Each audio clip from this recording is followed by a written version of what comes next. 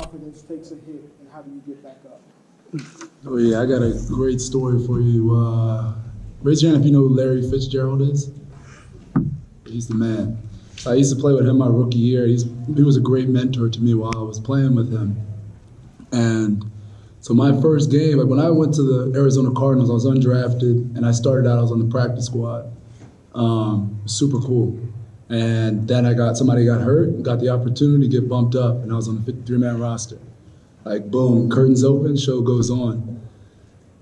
My first, so bad.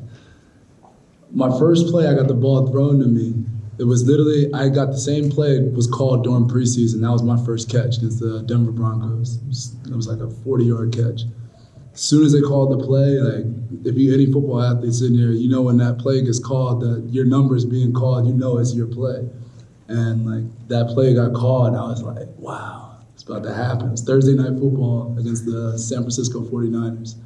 And play happened, same exact play. Ball came to me, swoop, right through my hands. And I was like, oh my gosh, I can't believe. I'm talking like, I'd probably score.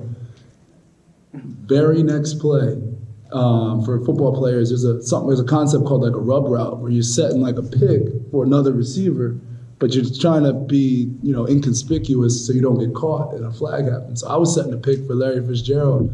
Set it, he catches it, he runs for like 60 yards, flag. Offensive pass interference on me, and I'm like, I'm talking like on primetime games, like Monday Night Football, Sunday Night Football, and Thursday Night Football, there's like the regular cameras, but on those primetime games, there's that extra camera that it comes all the way down the field level and follows you. So I'm talking, this thing is following me all around the field. Like, I'm in the huddle, and like I turn around, I'm like, oh my gosh, I know they're talking all about me on TV, and it was just like, oh my gosh, I can't believe it. But it really came down to, getting over that. Like when I came back to the huddle, I was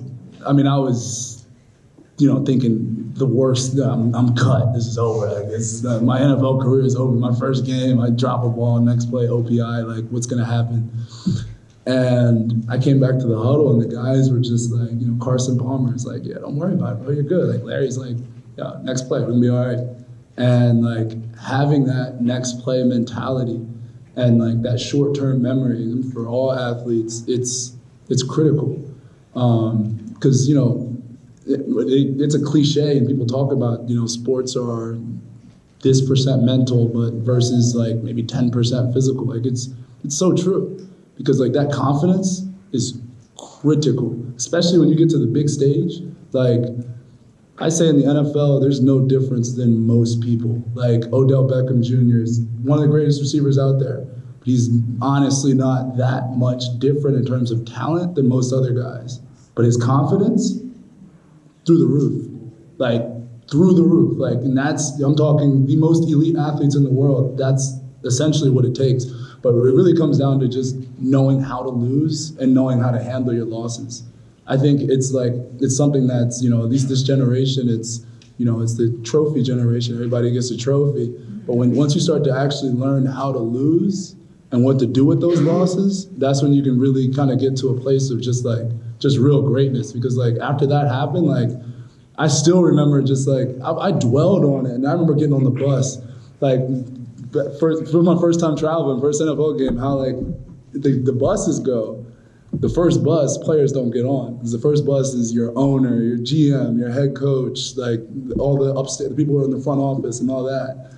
And all the other buses for everybody else. And of course, I got on the first bus. As soon as I step on, I'm like, oh my gosh. Like all these people on here. And then like your old coach, BA, Bruce Arians, he comes up and he was like, you almost scored there, wouldn't you? I was like, oh man. He was like, look, don't worry about it. Like, you know why we brought you here. You know how good you are. It's just one play. You know what I'm saying? Like, you dwell on something like that. That's the type of stuff where if I would have dwelled on that if I would have dwelled on that the next day I came to practice, I could have probably guaranteed I would have been cut. Like, straight up. But if you can have that short-term memory, it's those people who have that one drop and then drop everything else the rest of the game and then are just mopey the rest of the day. Whereas you know what you can do. You put the work in. Like, physical mistakes are going to happen, but it's all about staying sharp up here.